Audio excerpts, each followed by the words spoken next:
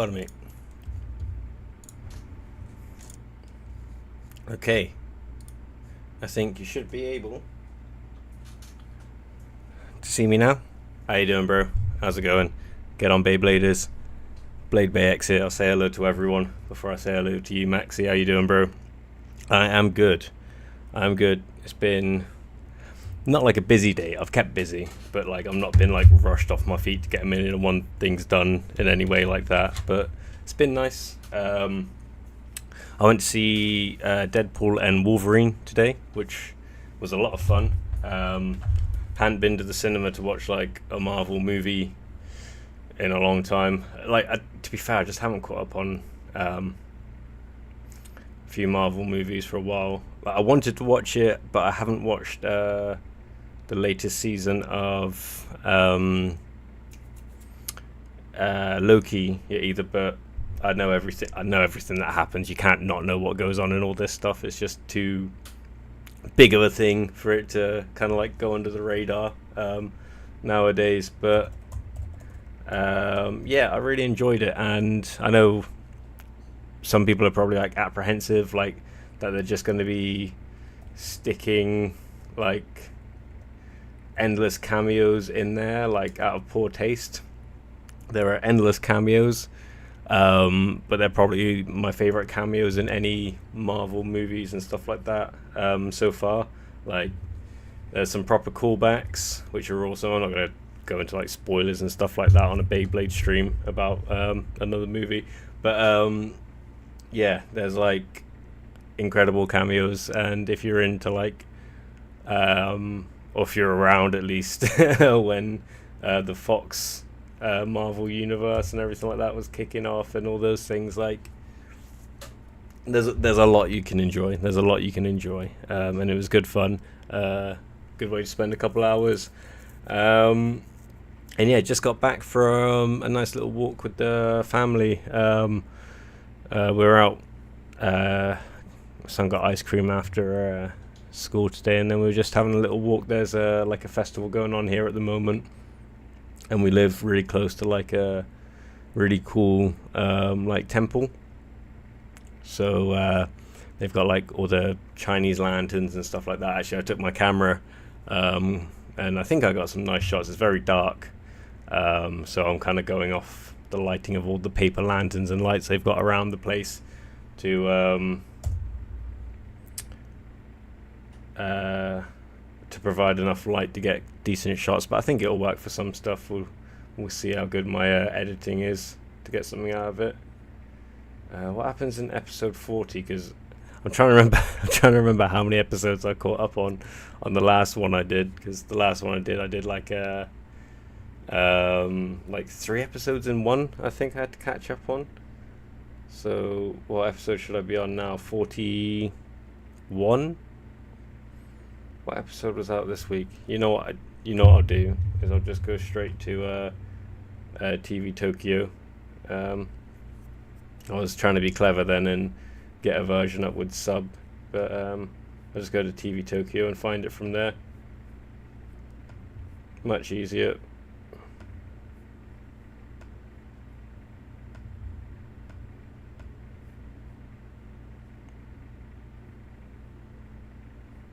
It is episode 41, I was right. Maybe I can find it in English then. Give me a second.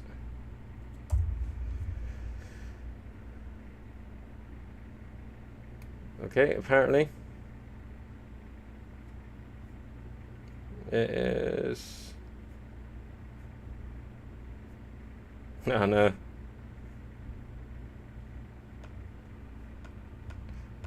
No, I think we're just going to be full Japanese again today. Yeah, that's fine with me. That is fine with me.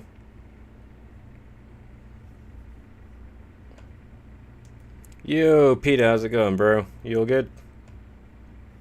Catching my backside up on episode 41 of the anime. I feel a little bit bad because the episodes for these streams don't line up with the actual episode of the anime anymore. Maybe I'll just have to like do a few unboxing only streams, or just watch a few episodes of something else to get it to line up properly, but that will probably get even more confusing, to be fair. Yeah, I don't know if you can spot them up top here. I got a couple of things to open today. One of them is nothing new for the unboxings on this channel, but I do want to open up another Cobalt Dragoon because I need 2 of them to be able to do bay tubing things. How am I liking Black Shell and Cobalt Dragoon? There's a lot about Cobalt Dragoon that I like. I think it is great on flat bits that I've tested so far. It's quite a good matchup against Phoenix. It's not like it's guaranteed to beat it. It's not like a Phoenix killer or anything, but I've had a lot of good matchups against Phoenix with Dragoon. Lots of different Phoenix combos as well. But yeah, Dragoon's done me a lot of good against Phoenix. I've gotten wins and stuff like that with it against Rod, which is great. It's encouraging. But I just quite like it. I don't think it's like the best shape for an attack type. Like, it's a crossblade, so it's like the 4 heads, but it is extremely squared off. So yeah, okay, Kamen Z is fighting the Strike Hawk guy. But yeah,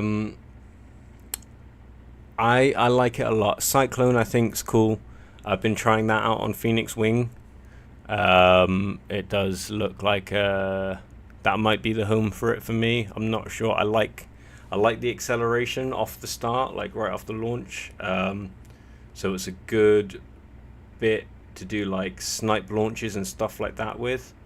I find it much fast. Like the one we all keep comparing it to is Rush, and I understand why. Similar profiles and stuff.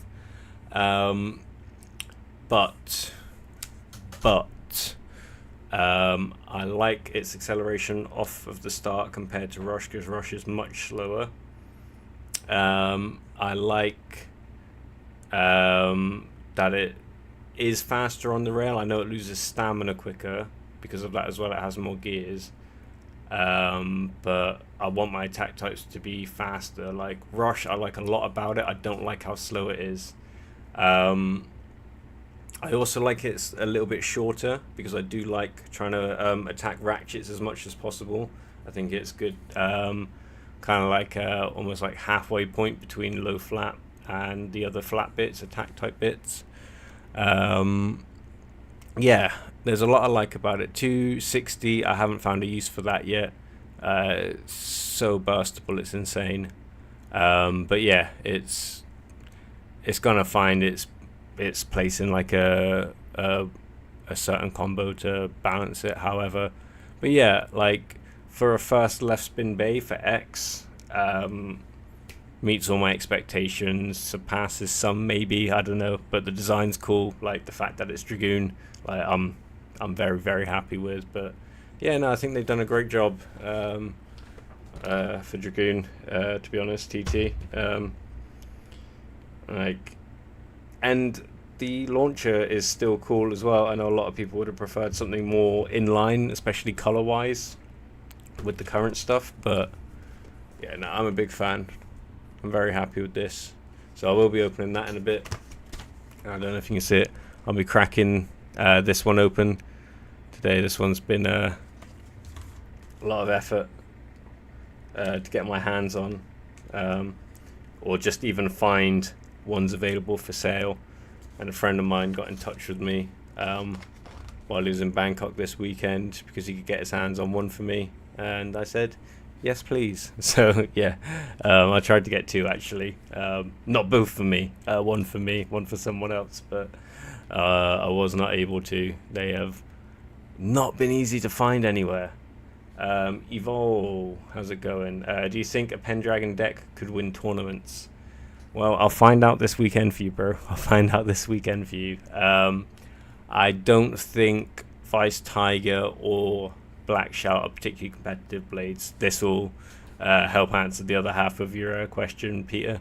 But Black Shell I've had a lot of fun with, but it is hard to win with. It's very light, small, gets knocked around the stadium quite easily. The main thing going for it, and a lot of other smaller bays like it, is that it's got aggressive contact, and because of its slopes it can get underneath to attack the ratchet a bit more. So to win with it is literally like the hardest way to try and win. You're pretty much just going for bursts and KOs. You ain't spin finishing anything. Vice Tiger is the perfect example of like a balanced bay that looks amazing, looks like it should be able to do everything, is designed so it can do a bit of everything, and because of that kind of can't do any of it. Again, I love it so much, it looks so cool, and I'll still use it for stuff, but the contact points on it are not well designed for winning anyway. Like, they look cool, so they're designed well in that sense, but they're not designed well for winning. The 360 recolor, very cool. Unite bit, I still think it's usable. I still think it's got a place in decks, and I know I'm going to lose matches against it, but I don't think I'm going to use it for any of my own decks anymore. I had such high hopes for this bit, thinking it was going to be the perfect balance between taper and ball. So my expectations are extremely high. So that kind of like is a lot of pressure to put on the bit. It's very hard for it to live up to that anyway. But because of the mold issues I've had with like all the copies I've seen so far in real life, the seam down the middle of it from the mold is causing hopping, skipping, it to go off course, and ultimately a lot of self KOs. I'm seeing Unite self KO so much. I just don't want to use it because of that, which annoys the hell out of me, because I thought I was going to have taper, Unite, and ball, and I was going to be super happy with those 3 bits and figuring out combos for those. But no. So yeah, it could definitely win, but it'll be hard. And then yeah, I just talked about Cobalt Dragoon for like 5-10 minutes, so I won't do all that again. But for the other parts of Black Shell, I love the design of the 460. Kind of goes with this bad boy actually. And then Dot or Dotto is interesting. I think it's better in the Battle Royale stadium than it is in the usual stadium. But we still haven't found the best way to use defensive bits in Beyblade X, I don't think. Like, I use them quite aggressively. That's why I quite like High Needle, because it can get some speed on it. But yeah, Dot's got terrible stamina. It's got okay sticking. It can slide because of those dots, I think, but it does stick quite well in the Battle Royale stadium. So yeah, it's definitely got a home for some stuff. By the way, you're on here thinking Hammer can left spin on purpose.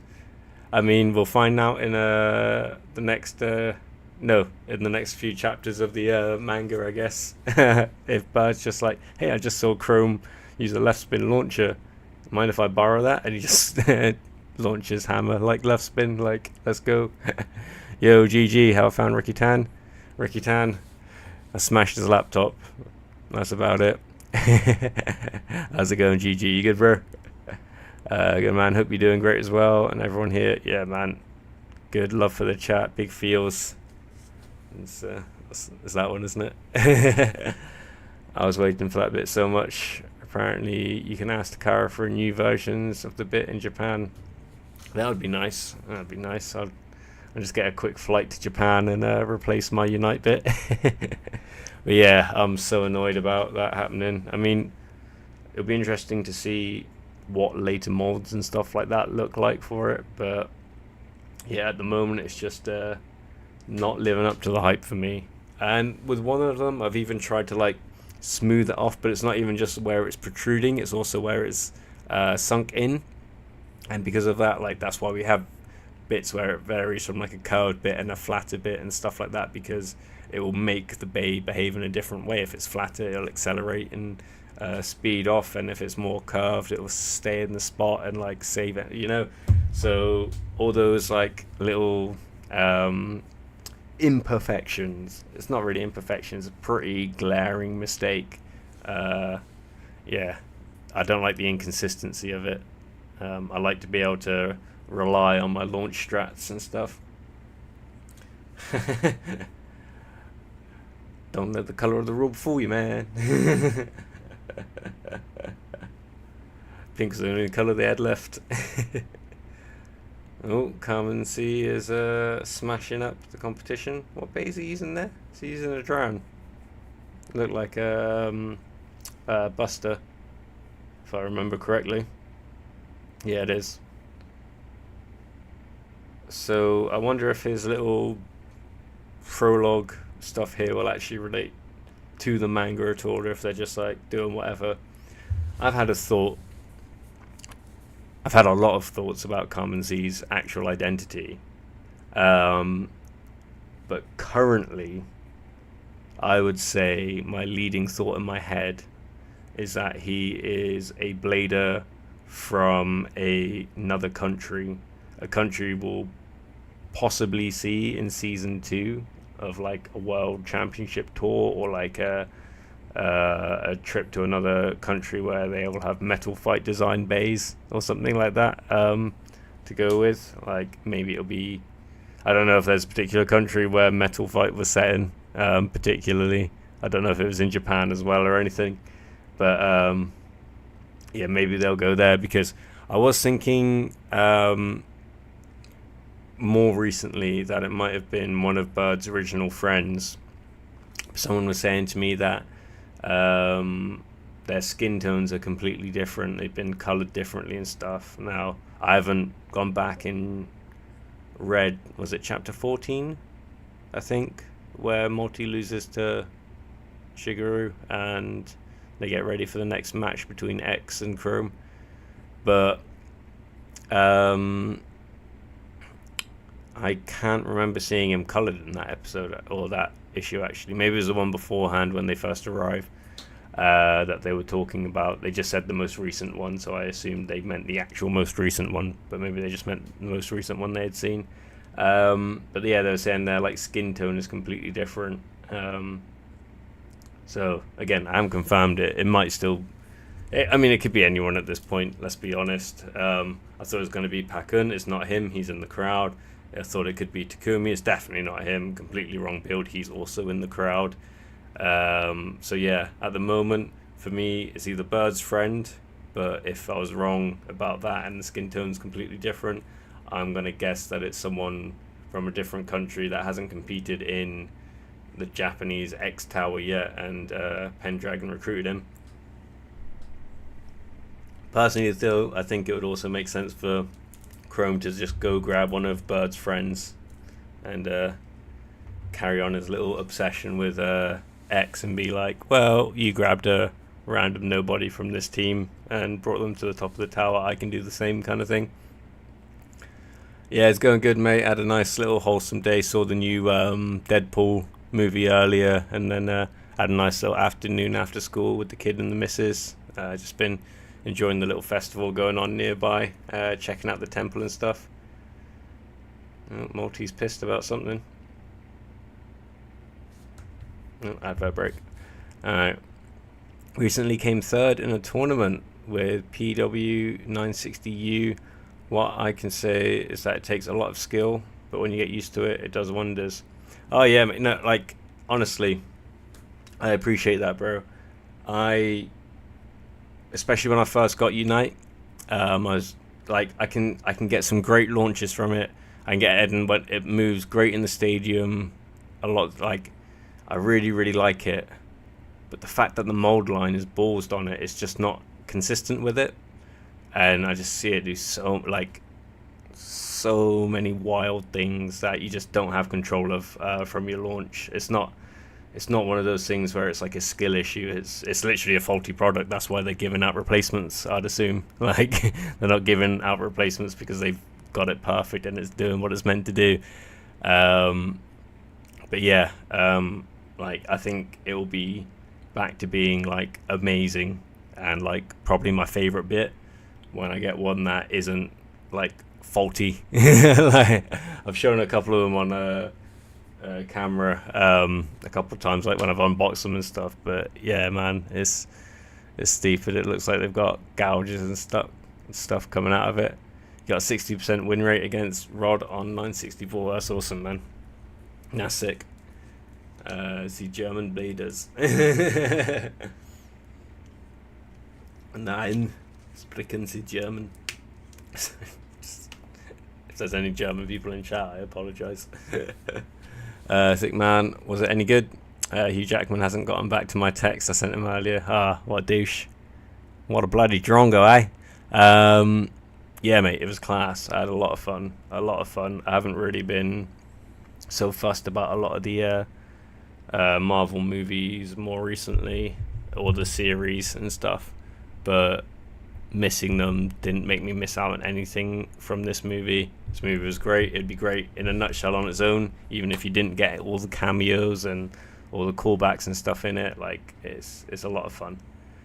Yo, JD the Goat, how's it going? Hope you're doing good. I am doing good, man. How are you doing? Just joined the stream. Did you already talk about Kamen Z? No, talking a little bit about him now at the moment, really, and who we think he might be. I was just saying that I had two kind of like lead theories at the moment.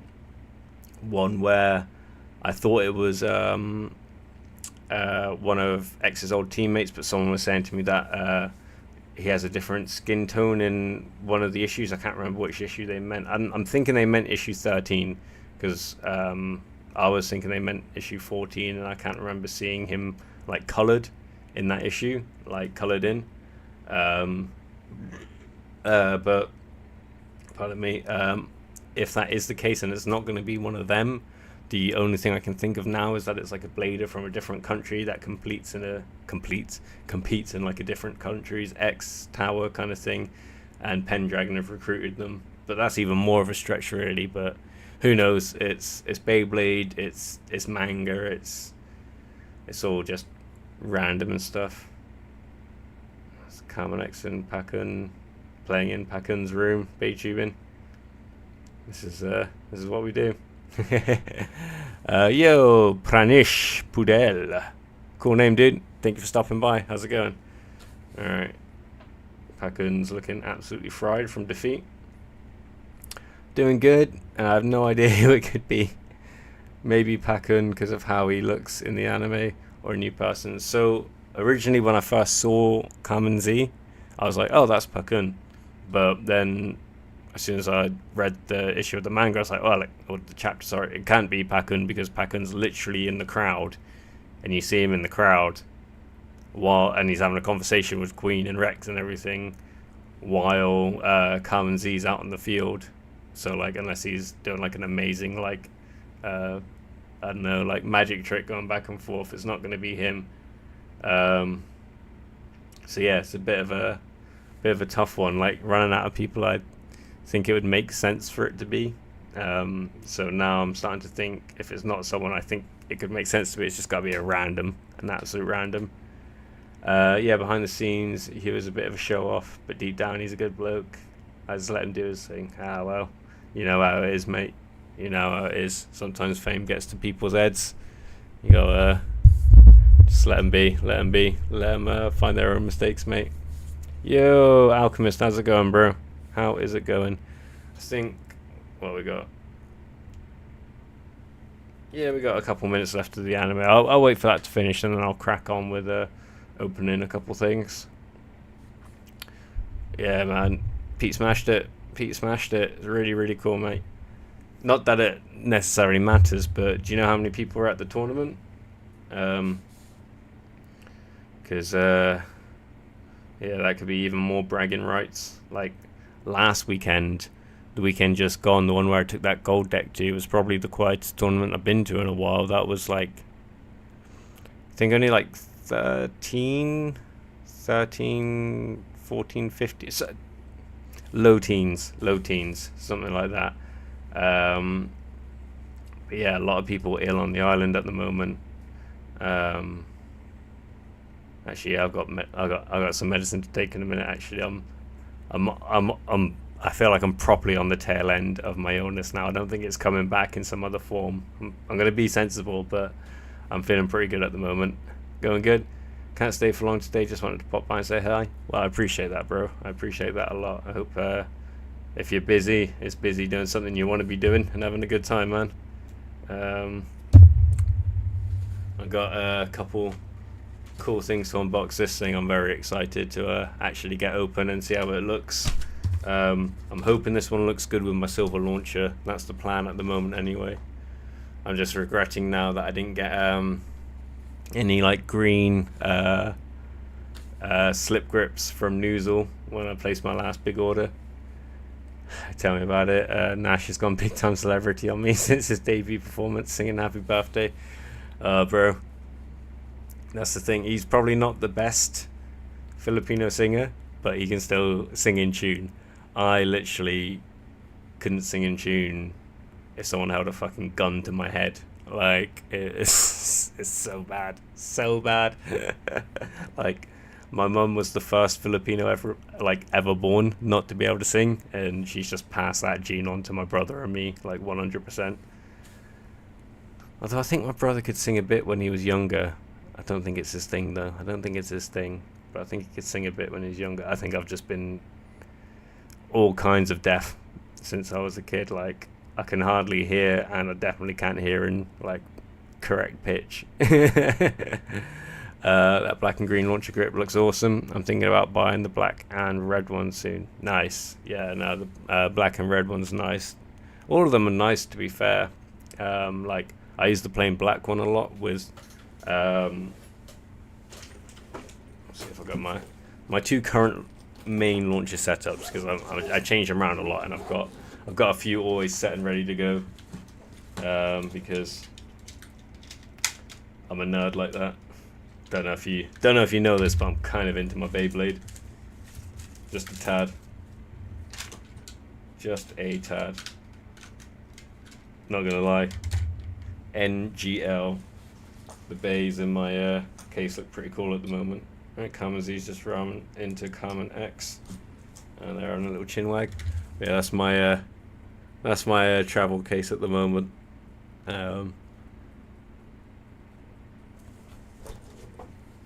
Not all the strongest bays hanging out in there at the moment, but some of the coolest ones, that's for sure.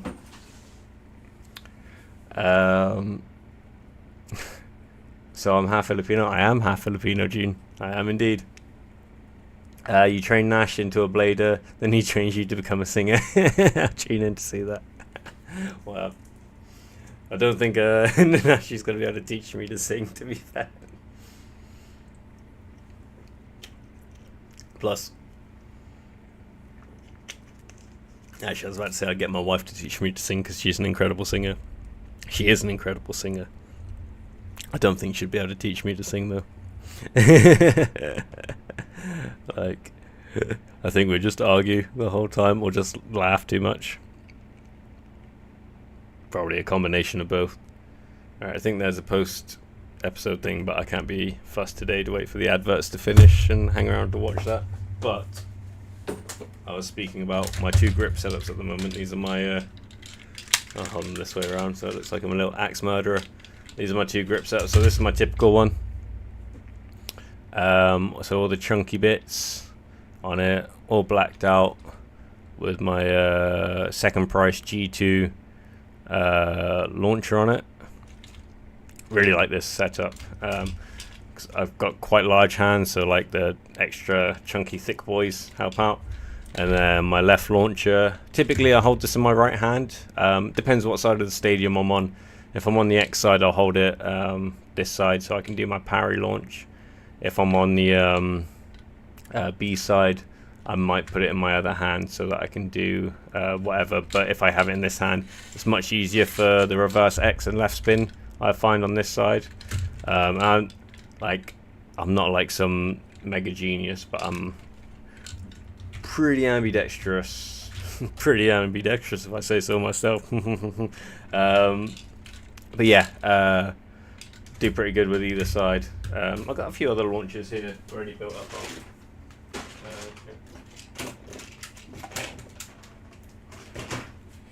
So they're all stripped down a little bit because this one took a few color combinations to get it to somewhere that I liked, because the blues don't properly match. The Noozle 3D tab really helps with, like, bridge the gap between the light blue and dark blue of the grips, keeping the white on the back to match the little accents, and the thick black one there, you know. You gotta have style. So this one used to be all white and black, but it's been stripped back a fair bit to accommodate the other one. But I do like the little flash of purple on there. And then we've got the red and black, like just the thin grips here, kind of like a dagger grip. I quite like this one. This red string launcher is actually one of my better string launchers, and so is this blue one. Actually, this is my first string launcher because it came with the Start Dash Stadium set. But yeah, pretty straightforward. Got both the chunky blue ones on there. Yeah, a lot of grip setups, but and then I've got like my Noozle 3D, my testing ones with two stuck together. Yo, catch you later, Alchemist. Thanks for stopping by. And then yeah, we got one ripcord one always ready to go as well. I like the way the blue ones like bite into the gears. So yeah, I like the blue ripcord launcher at the moment.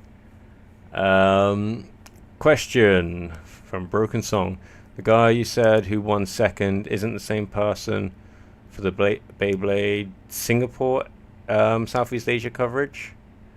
No. So the person, so I haven't like replied to the comments yet, so I'll probably change it later on when I get a chance to go on. I just saw on my phone when I was setting up the stream. Apparently I misread his quote, although I'm not sure. I can't remember if he posted it in Thai or English and I translated it, or it was already translated. I'm pretty sure I translated it myself. But they're saying it said second runner-up, which would be third place. So he might have been third place, or he might have been second place. I don't know. It's on the trophy, I think, maybe, that it says that. But when I saw it, I was like, why can't people just say first, second, and third anymore? Like, I probably sound like a fucking boomer, but why do people say like first runner-up, second runner-up? That, like, is that like a ego thing? Like, if it's an ego thing, don't fucking compete. Like, if you got a problem with like doing well but not hearing it in a nice enough way, don't fucking compete. You're not cut out for it. Not to sound harsh, but it's the fucking truth. Like, there's winners and losers in competition. So yeah, that whole like first runner-up, second runner-up, like, that fucking annoys the fuck out of me because it's unnecessarily complicated. You've really got first, second, and third place. Like, runner-up to me normally means like they didn't make the podium. You get what I mean? But anyway, that's my old man rant about that done. But yeah, no, he's not from Singapore. He's a Thai dude. He won the Thai G1 we did here in Bangkok, and they sponsored him to go there for that. So yeah, I'm waiting on competitions where they're sponsoring you. There was one last weekend that I wish I knew about it beforehand. But if you win, they'll sponsor you to go to Tokyo for the GP. So that's the plan. June, I seem to be your only Filipino subscriber here, bro. Bro, we got a few, probably in the chat at the moment. But we got a lot of Filipinos in the community on the channel. Kendo, I don't know if you know Kendo. Kendo Fox Planet, he stops by quite often and stuff. And then of course we've got Nanashi. He's a full-blooded Filipino. So yeah, it's a very Filipino channel, bro. And then you got a bunch of my family that subscribe to the channel too. Where did I buy my string grip? So at the moment, as far as I'm aware, I mean, they must be available elsewhere because they've got the Hong Kong, like, Asia stock symbol on them. But to my knowledge, they're only available at the G2s and G1s going on in Japan. But at the competition I was talking about at the weekend, my friend he won the G2 they did up in Chiang Mai. He was at the tournament and he let me know that this was available. I wanted to know if there was two available. There were not. There was only one. I wanted to get one for me and one for a friend who's been after one of these, but could only get the one. Could only get the one. While I'm chatting, I'm just gonna crack open this Dragoon, so I've got another one ready for stream times. It says second runner-up on the trophy, so I guess third place. What a wanky way to say third place. I know, right? It's just unnecessarily confusing. Unnecessarily confusing. But whatever. Whatever. People like the way it sounds, I guess. To be fair, if I came third place and I could say second runner-up instead, then I might take it if it was that situation. Your girlfriend just got into Beyblade, and she's also into Ninja Turtles. Sick. I made her FIL pay using Hasbro Hell Scythe, and made a green and red 480 ratchet. Didn't have the right 60 base. It was fun to make. Bro, you need to get her a copy of Black Shell. Like, how was that noise?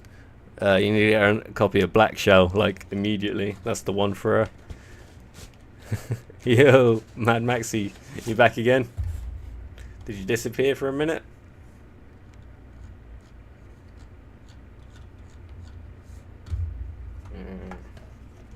Or is that mate, Australian, calling out to her GG? Yeah, mate. Oh, Struth. Alright, don't need you. Alright, another Cobalt Dragoon.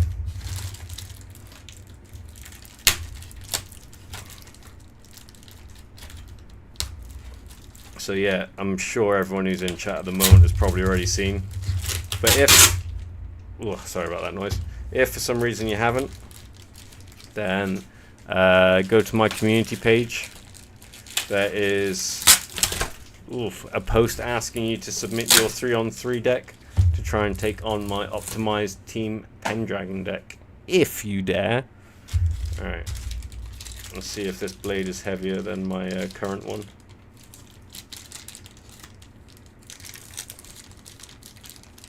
No idea what size my current one is. I'll get it back out in a minute to weigh. But I don't think anyone's really complaining about the design of Dragoon, are they? Like, it is nice, isn't it? Like, it is nice.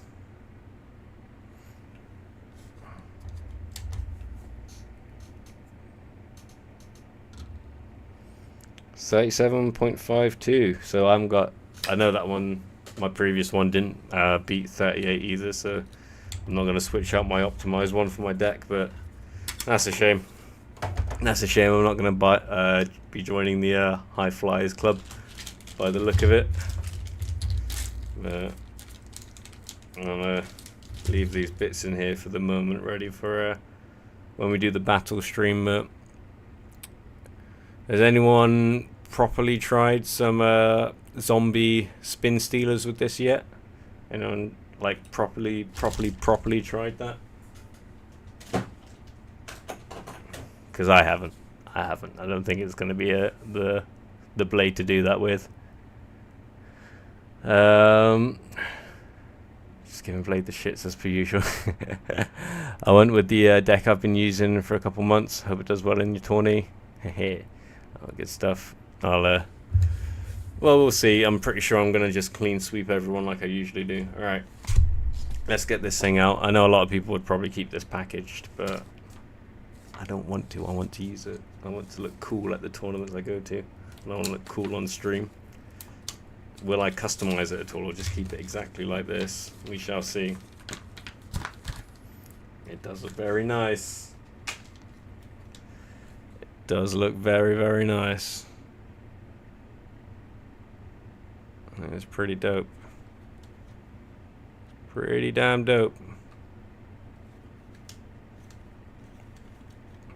It's nice.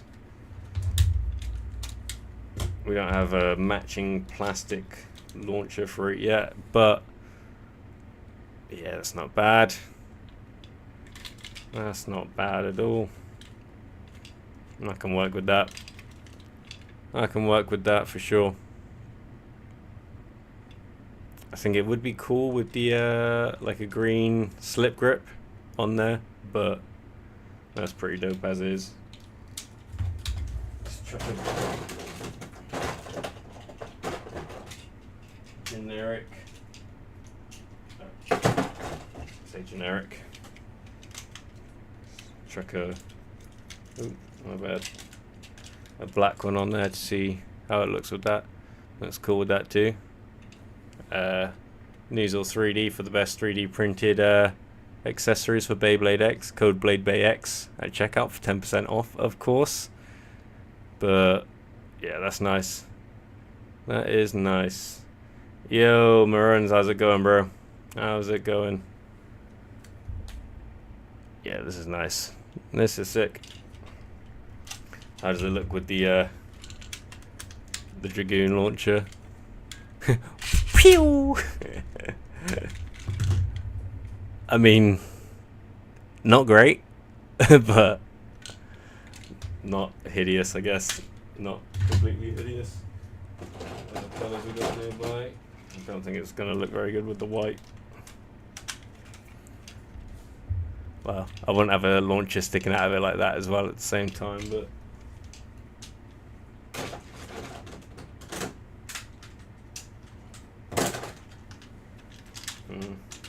it's a shame there isn't a green ripcord yet. That would look pretty sick, having a green ripcord in there.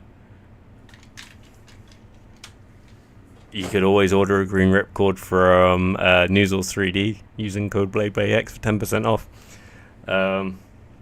Very happy with this.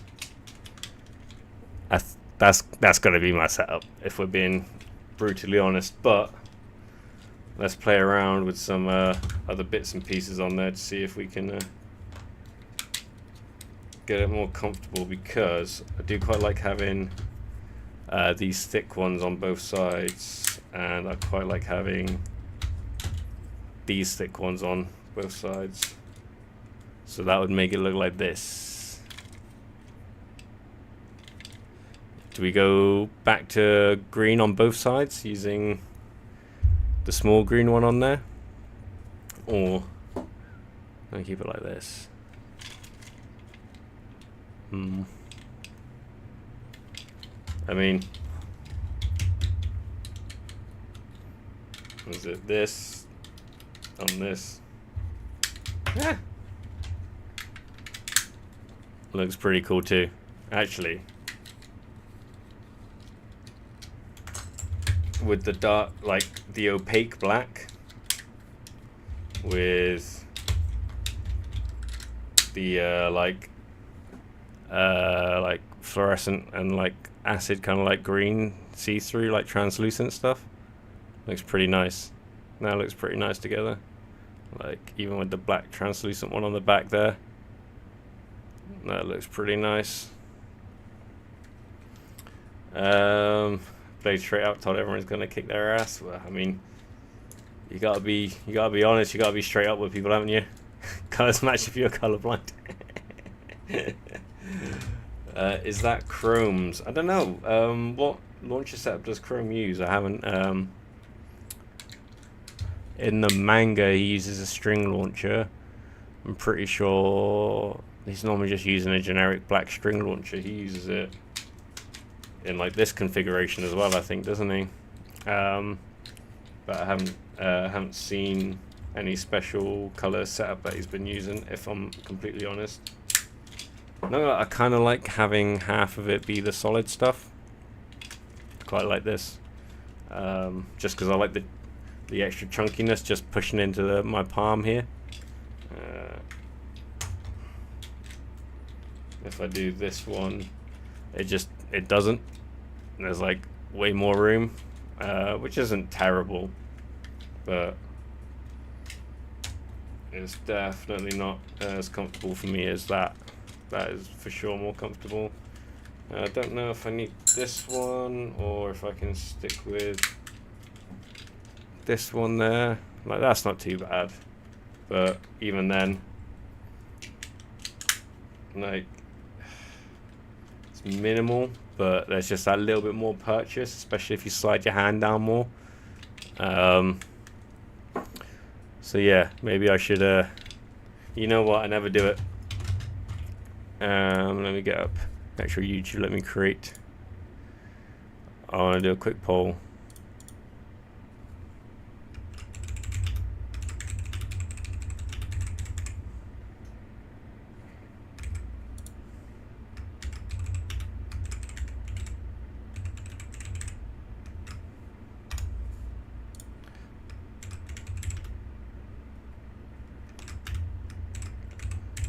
So we got two options. If you want to jump in and do the poll, which looks best when it's all the translucent parts? So all green, all smoky black and grey colors here with the silver launcher like this.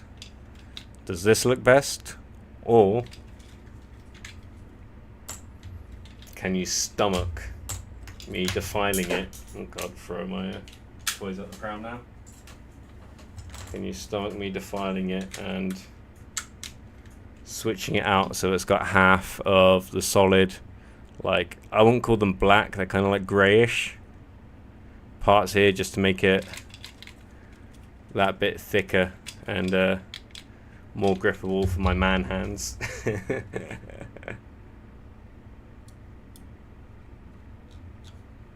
What are we saying? Vertical string launcher position on the grip was popular during burst. Could see people rocking it with the side launcher positioning in X like we did back in the day. Yeah, I do it because of like body mechanics stuff. I understand why people do this, and you can still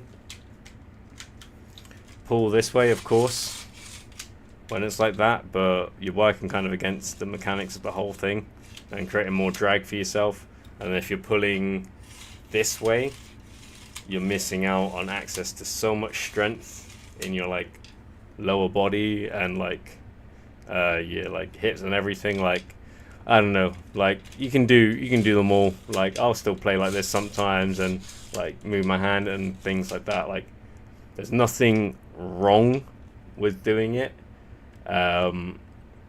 It's just like when I look at things through like body mechanics and stuff like that only, I feel like you're just unnecessarily putting yourself at a disadvantage doing things. But again, I haven't actually posted up anything where I'm talking about proper good body mechanics. So like there's tidbits here and there in my streams and like solo Beyblading episodes. But yeah, I'll have to upload something proper at some point. But yeah, sorry, that's the half and half configuration. Boom. Where am I looking? 4 votes. Let's go check it, because I can't see any of the chat in OBS while I've got a thingy going and the poll. I can't see any of the chat in OBS while I've got a poll going. It's so annoying. I can't move it anywhere either for some reason. I swear a bunch of messages just disappeared while I was reading them then. You went all translucent. I think those were the results. Alright, yeah, 75% say all translucent. No one wants me to be comfortable. Everyone wants me to stick with all the translucent bits. The mob has spoken. We are all translucent, so that now means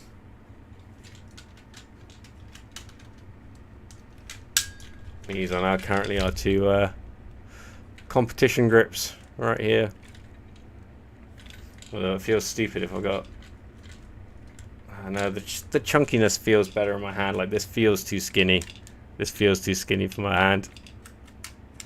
It feels too skinny in my hand. Like, I'll keep it like this while I'm on stream now, but the moment you guys aren't looking, I'm switching it to half and half. You would understand if you had it right now, GG. Like, I'm sure your hands are big enough that you can't appreciate the skinny grip very much. This was my grip setup for the longest time, just all black. My little Noozle Cadet launcher setup here, but yeah, pretty damn dope. Pretty damn dope. It's a good thing I haven't opened the gold one, because I think the gold one would look hideous with this. I don't think those would look nice together, like, at all. At all. That's terrible. But I know now I've gotten this, that within the next, like, probably couple of months, they're going to release, like, a launcher or something to go with it. So I'll have to, I'll leave that up there for the moment. I'll have to get that at some point. Mad Maxi chose the mix. Well, I appreciate that, Max. I appreciate that. You're a man of culture like myself.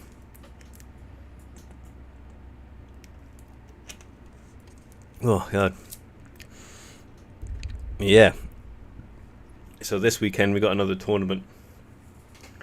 I think for the first time in a while, it's just going to be a straight up normal 3-on-3 deck build, and it's going to have the current up-to-date meta, so I'm finally going to be able to use left spin and stuff at a tournament. So I'm excited.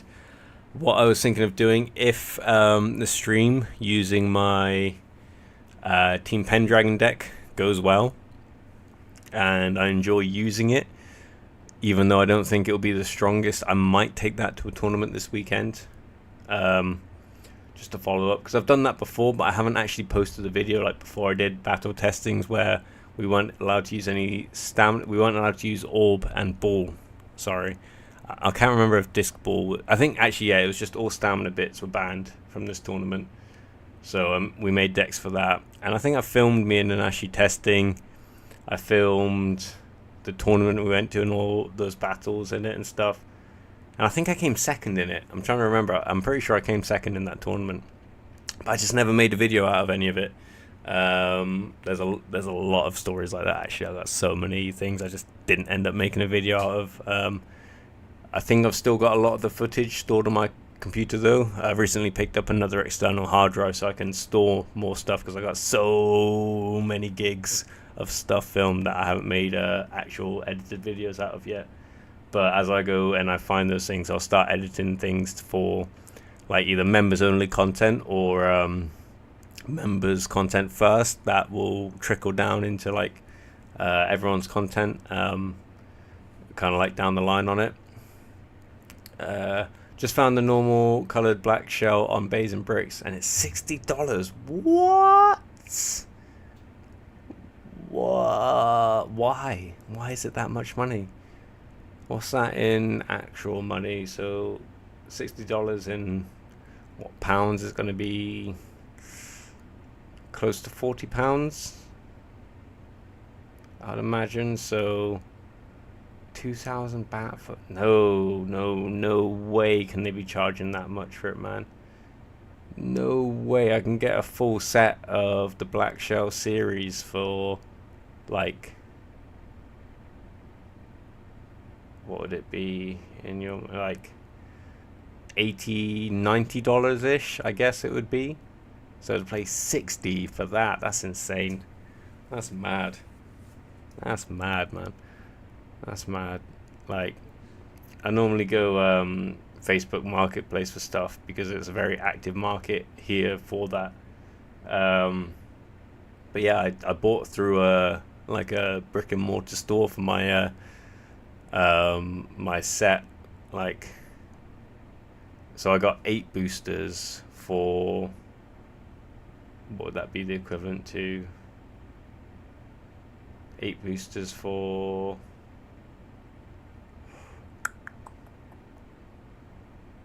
I'm trying to work out in dollars. Don't know what I'm trying to work out in my head. I've not got like a currency converter in my head, have I? I'm assuming we're talking US dollars here.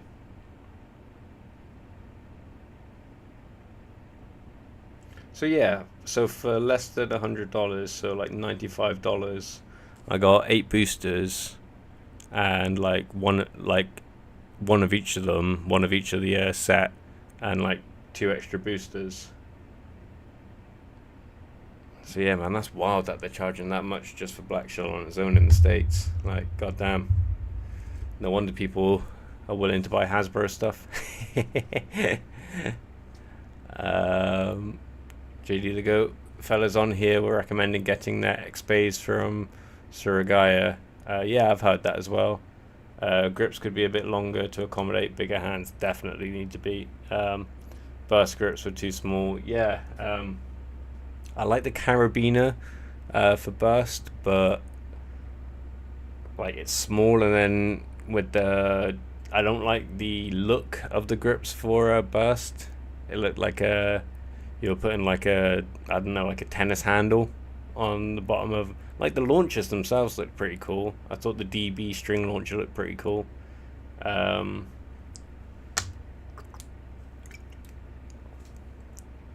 yeah, the grips themselves comfortable enough, I guess, but I don't think they looked very cool. Didn't look terrible, but just a bit bland, I guess. I know you can call these ones, like, I guess I wouldn't call them bland though. I wouldn't call them bland. I'd call them simple and pretty, like, I don't know, like striking. They're angular. There's something going on. Whereas I feel like with the burst launchers, it's just like it's a handle. It just looks like a handle. I bought 2 boosters and got both the prize and yellow. Nice. Good going, man. Good going. I'm sure you probably wanted some like Phoenix or Rod action, but the black shells are cool. And you get a new copy of Ball, which is nice. Not sure where you are from. Guys buying Australia and North America saying they offer free shipping vouchers. That's always good. That's always helpful. Yeah, 60 is way too high for like a new prize bait as well that everyone's going to be opening right now. Like, man, I've never been through bays and breaks for anything. I don't know what their pricing is like normally. I've had good things from people who have their like channels sponsored by them and stuff, but it's not the most convenient place for me to be making my orders through while I'm out here, you know. Did that with Mauler Toys and I'm never doing that again. Hell no. Yeah, free shipping, let's go. Enjoy that free shipping world, man. One thing I will say while I'm on stream, because it's not going to be too long of one this evening. Like, I might even end up playing some Elden Ring later, not going to lie. But the Battle Royale Stadium, when you've got 3 players, especially, is a lot of fun. I really enjoy this format.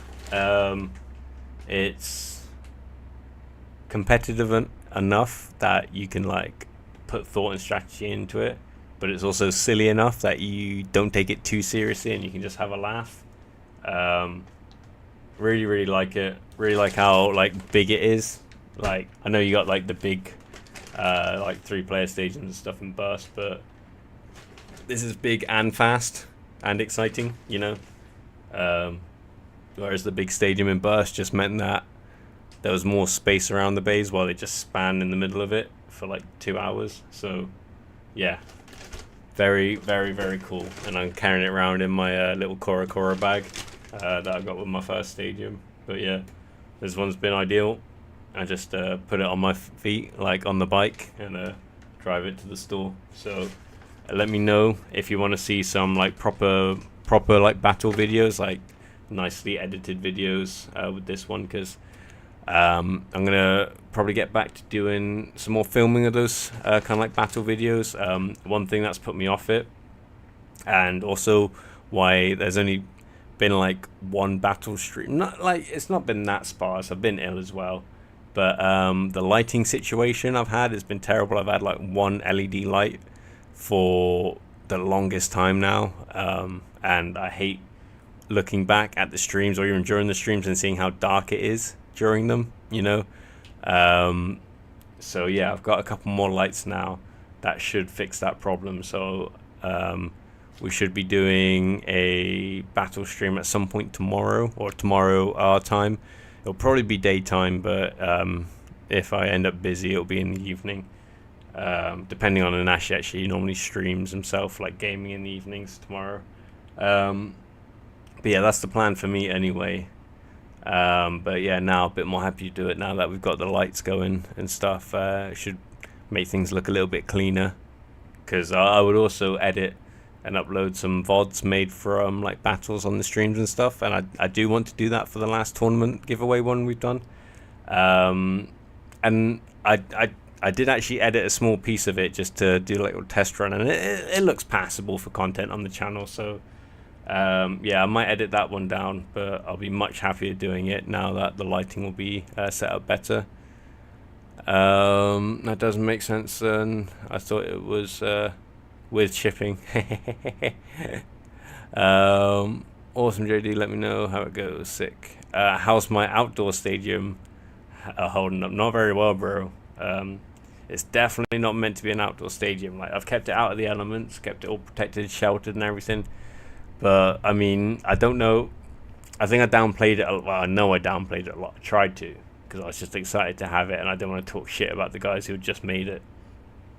But I don't know if you can remember as far back as the unboxing video I did for it. Like, it was already falling apart when I unboxed it. And then I filmed battles with it that day, and then for about a week got some games on it with like Nanashi in between like training sessions, and it was coming apart more and more each of those days. I was gluing bits down and stuff, and then by the second video I think I posted on the channel of us doing battles in it, you can see a lot of big chunks like taped down and held together and stuff, and from that point onwards it's just fallen apart. They have not built it well. I've seen them since that one post up another one or two that they've built, and that does look more secure. They've like used bolts in places to keep certain things down and things like that. But yeah, it's not well built. What I'm kind of keeping it for at the moment, very begrudgingly to my wife because it's just taking up space on our porch, is I'm keeping it so that when I've got the time and the drive to sit down and build something with it, because the actual base shape of the stadium is decent. It's bumpy because they didn't smooth out the resin that they used and stuff for it properly, but like if I'll pick up like a electric sander or an angle grinder or something and get some like wheels for it that I can sand that stuff down, because I don't want to do that all by hand for ages. It's a pain in the ass, because I'll be doing it outside in the heat as well. So I'll get some power tools for that one. But when I can be bothered to make that nice and smooth, and also I need to remember to message Juice. Actually, I'm not sure if he sent me the link, but we found when we were on Discord chatting the other day 3D printable gears for Beyblade X. So I haven't tested out printing them yet to see if they do actually work and fit, but if they do, then I can finally build an X line onto that stadium, and if I can do that, then I can see myself getting motivated to build something pretty cool with it, because it is a good size as well. It is closer to like an IRL anime stadium. I know there's that anime stadium one, but that's still not the size of like an anime stadium. It's still quite not small, it's still cool, but it's like it's like not even bigger than this, the black, like, you know, IRL anime stadium thing. Like, so yeah, I want to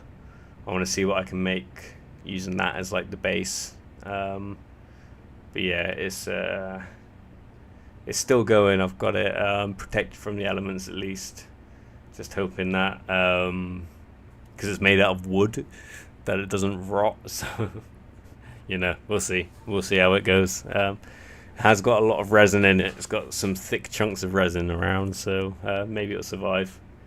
Played dungeon battles. Yeah, I do the dungeon battles for Elden Ring. I turn all the lights off in the room for that, like, especially while I was like sick. You don't need me need to see me being a sweaty little ill boy gaming in my dungeon like at the early hours of the morning.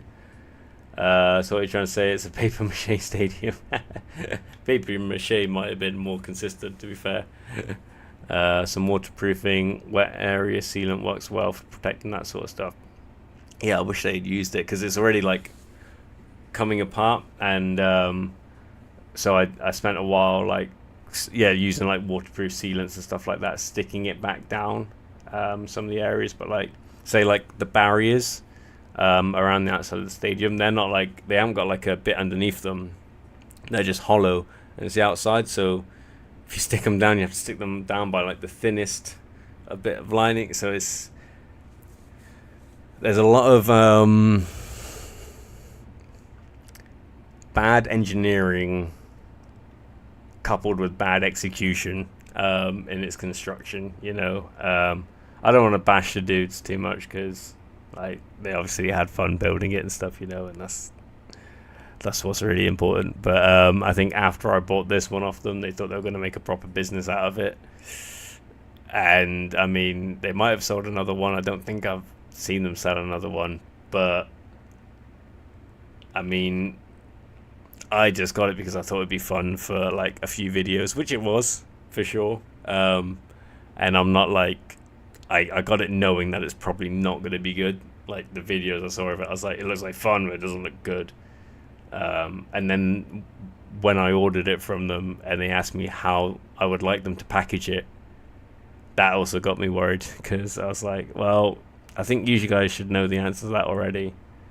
But I mean, so it doesn't break, I guess would be the best way to package it, you know.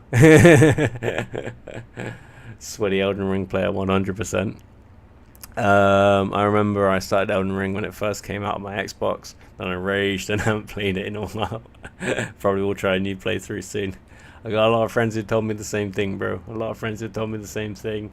I just got through a boss called Commander Neil, or Nile if you can't read.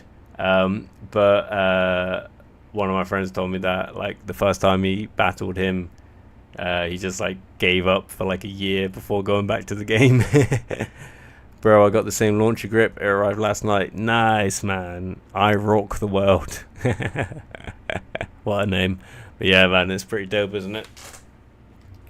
Pretty dope.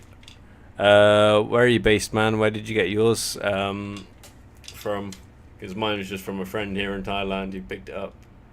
But yeah, I'm trying to figure out where they're available now, because I thought it was just Japan at the G1s and 2s, but it's got the Hong Kong, like Asia stock sticker on it, so it can't just be in Japan anymore. They must have released them into the wild for us. We could always get a spare satellite dish from the airport to use as a stadium. They won't mind. I've seen a couple like satellite dish stadiums and they're cool, but the problem is, one, they're metal, which is like not a good material for like the Beyblades to contact on, like because it doesn't have any give, like, and that's the other, like with having my big stadium, like the fact that it's like wood is annoying, but at least it's such thin wood that like the resin soaking into it kind of makes it similar in density to like what the plastic would be like. But that's why I really want to try Solicool Beyblade's stadium, because it is that like kind of like thinner plastic, and it seems like that's the best material for base stadiums. I'm sure when TT started and Hasbro started pumping them out, it was just like, let's use those because it's cheap to just quickly like vacuum mold base stadiums with this. But in doing so, they seem to have figured out like the best kind of like material and density and everything for Beyblade stadiums, like for them to battle on. Lucky I didn't even get to the Nile boss. I was trying to beat that optional boss in the beginning, like the first one you can see in the world, the Tree Sentinel. Yeah, I went back and got him after beating Margit. Like, not to toot my own horn, but apparently I've been having a decent run through this, beating a lot of guys like under-leveled, whatever that means. But I'm really enjoying it. I like boss fights. I like boss fights a lot, and this game definitely has some boss fights in it. I'm thinking I might like smash this out, like story wise. Like if I get far enough that I can get onto the DLC, I might just pivot straight into that, because the next like game in this kind of vein I'm probably going to end up streaming will be Monster Hunter World, but that'll be closer to the release of the new Monster Hunter Wilds game, but that's not until next year. And before then, towards Christmas, we should still have the release of Beyblade Zone. So that's going to definitely be getting streamed on the channel plenty. We'll see how I can get my hands on it, if I can play it on Switch straight away and I'll do it for a capture card, or if I'll just do it on stream. I don't know what the cross compatibility is going to be like. Probably none, because it's Nintendo. But it'd be nice if they did that for us, for Beyblade at least. A Full Metal Stadium in your neck of the woods would be a fire starter. literally, you'd launch onto it and it'd just melt whatever you put on there. Yeah, that one, I got it to half HP, then fucking killed me. He gave up. Yeah, man, it's not easy, that's for sure. Like later on in the game, you have to take on 2.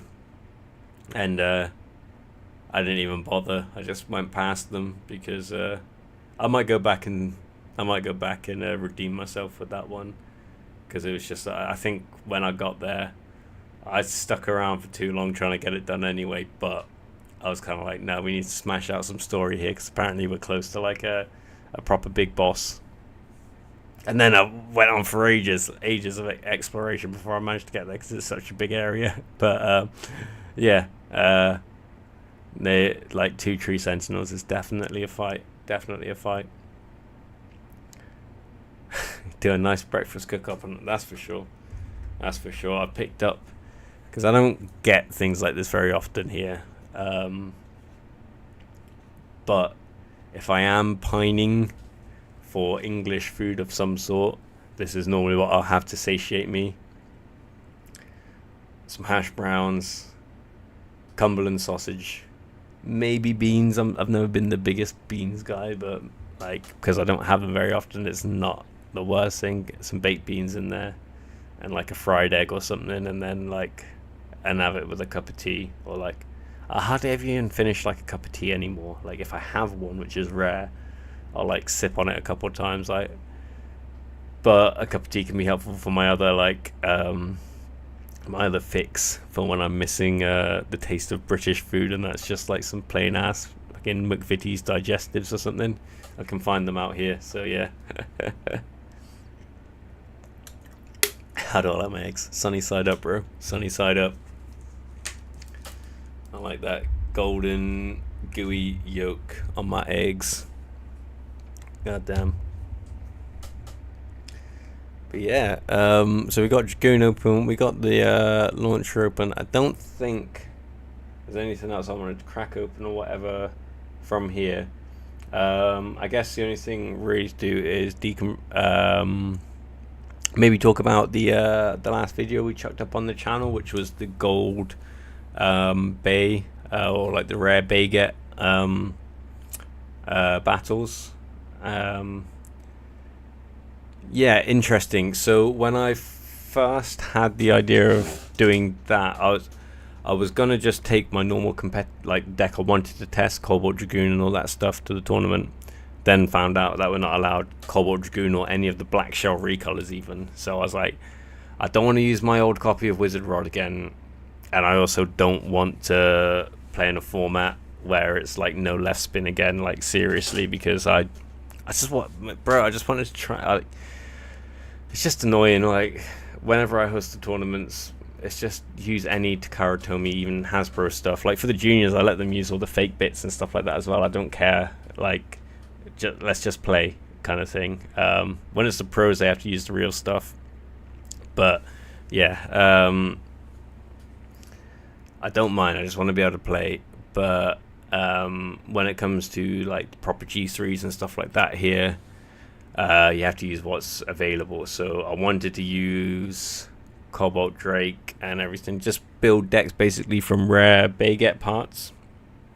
But again, wouldn't be able to use Drake, and I figured if I'm not using Drake, the 460 from it is pointless to use because there's one with Hell Scythe anyway. Even though it probably bursts less, the gold 460 is even worse, in my opinion, for burst resistance than regular 460.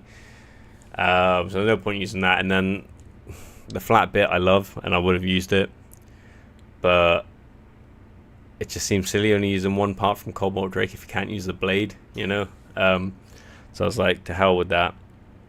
I don't have Hell's Chain either, so it's not like I could build it from any of the 4 rare Baguettes, so it kind of like, the idea fell apart there already. But I was like, well, I've got Hell Scythe and Leon's Claw there, and I've got a bunch of Night Shields, so all gold, that works. And yeah, so combo-wise, again, first time taking Leon Claw to a tournament, and I got some wins with it, and I got some, like, got an extreme finish against Wizard Rod with it, which is cool.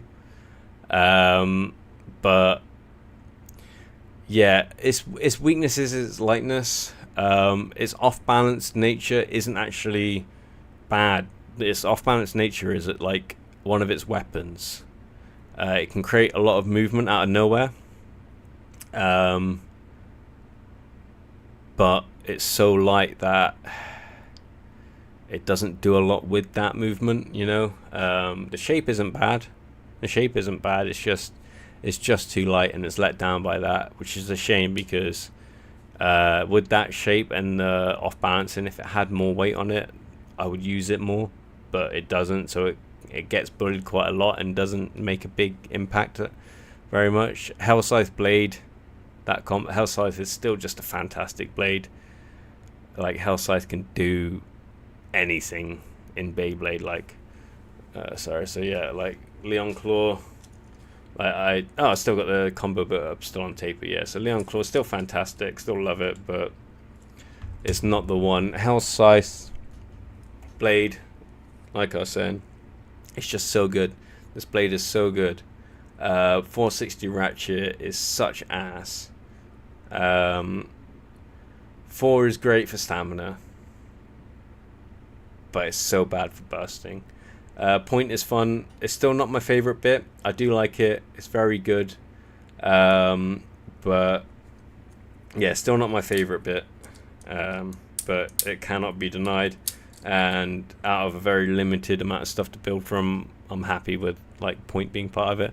Don't know if my Night Shield's up there or somewhere else at the moment when I last used it, or where I would have chucked it. Here.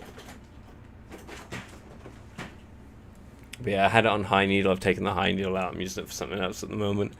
But yeah, much better than Shield on regular Needle. High Needle has enough surface area and an obtuse enough angle that you can still kind of like rush launch effectively with it.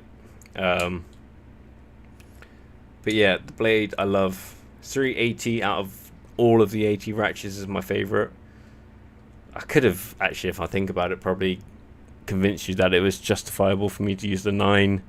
Oh no, we can't use any of the black shell recolors in that tournament anyway. I was going to say the yellow 980 from the yellow shell, but wouldn't have mattered anyway.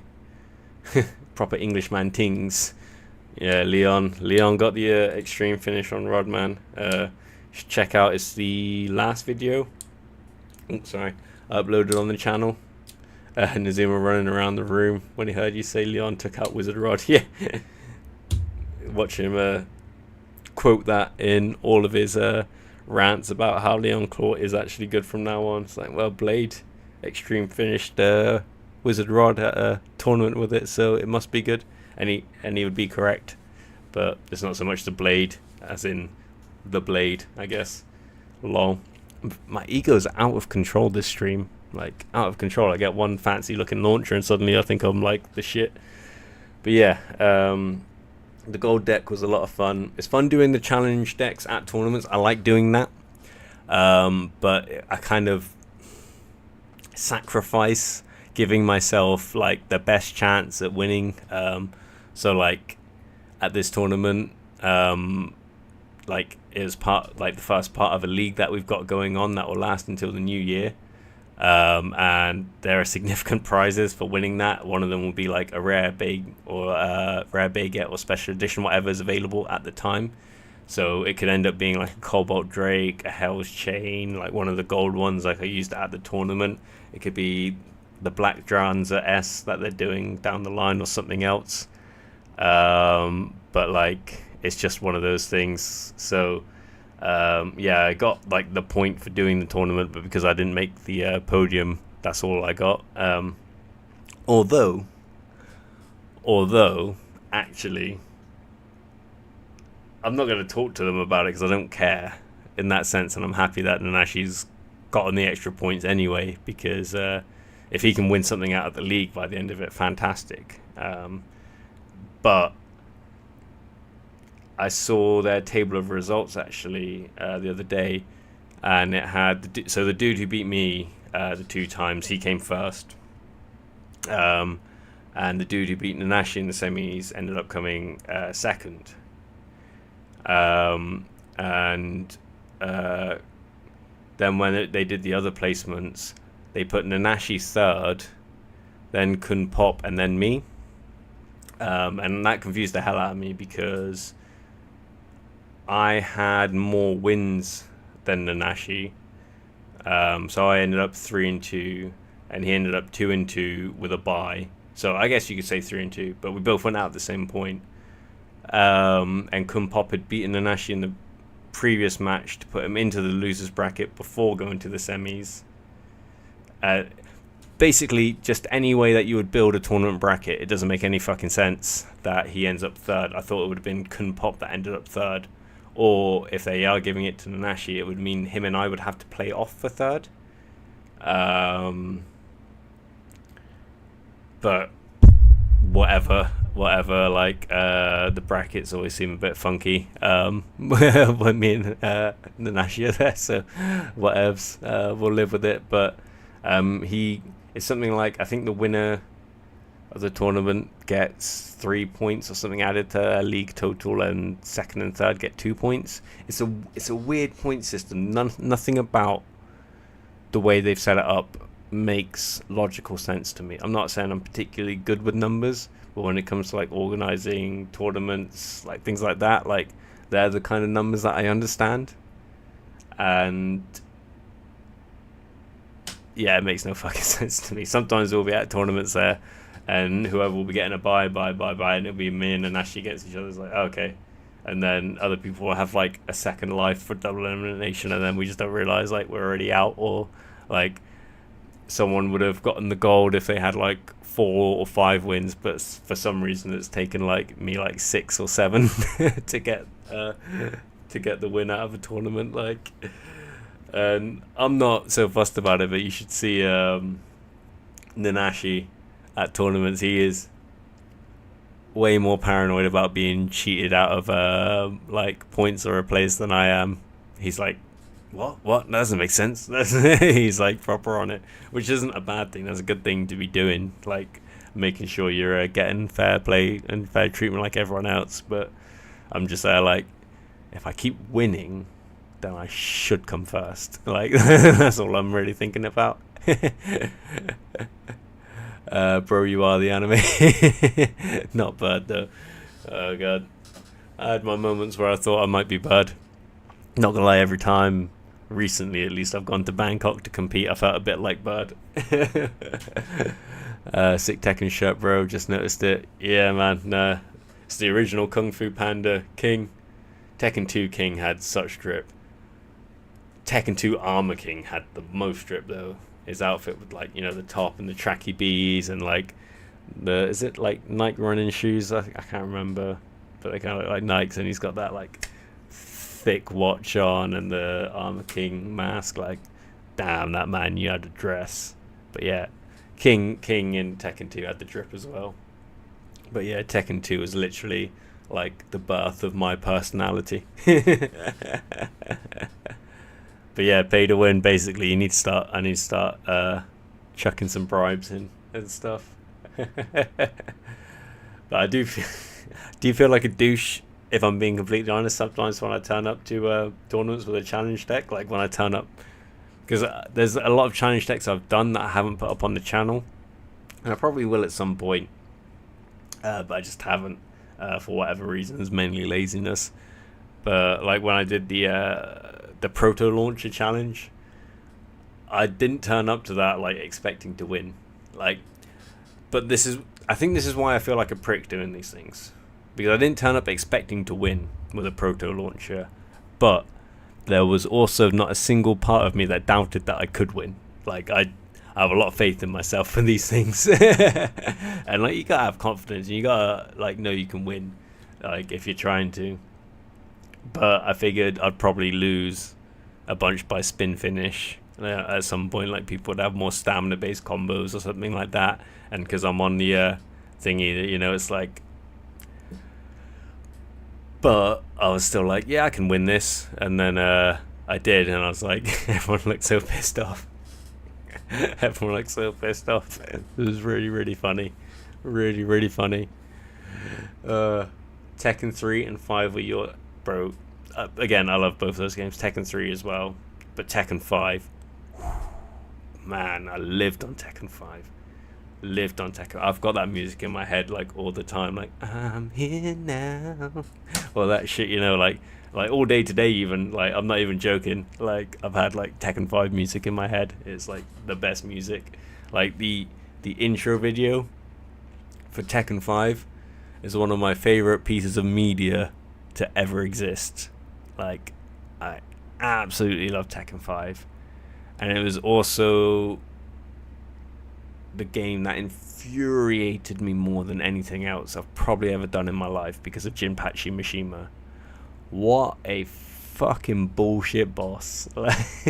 It's so good, and I love it, and I love that I completed the game, like all the characters, like everything like that, getting through Jinpachi. Like I can say that for the rest of my life proudly. But what a fucking cunt. What an absolute atomic cunt that boss fight is. Like fucking hell. Like you've done everything. You've learned a new character. You've dodged everything. You've gotten in, bam, bam, bam. You chipped him away, and then he just teleports away. Double belly blast, and there's nothing you can fucking do about it. Gone, dead. Sorry, you don't get to win this time. Like they just like switch the nuclear button whenever they want, and you're just like, fuck it. I guess I'll take it in the ass then. You know. But yeah, Tekken 5 was the shit, bro. It's also got one of the biggest lies in it ever. One of the first lines. Heihachi Mishima is dead. He's never gonna fucking die, bro. He's never gonna die. Raven's been wrong about it twice now.